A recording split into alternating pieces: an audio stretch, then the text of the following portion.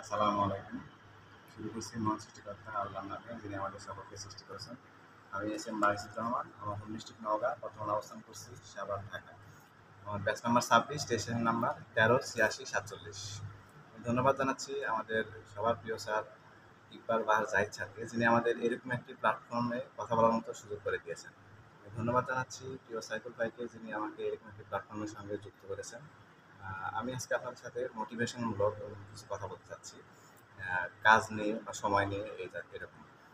Motivation বা অনুপ্রেরণা হলো একটি অভ্যন্তরীণ শক্তি যা ব্যক্তিকে লক্ষ্য অর্জনের জন্য পদক্ষেপ নিতে বাধ্য করে।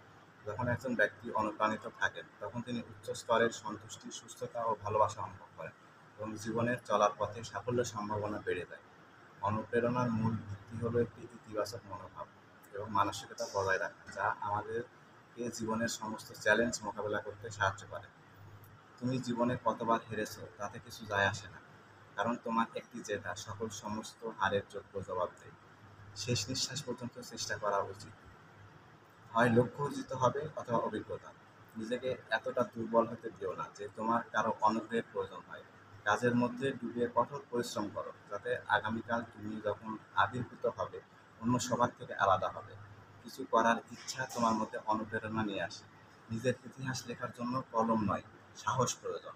নীরবে পরিশ্রম করো, তোমার সাফল্য শোরগোল করবে। পরিশ্রমের চাবি দিয়ে সফলতার তালা খুলবে। ধন্যবাদ সবাইকে। আল্লাহ হাফেজ।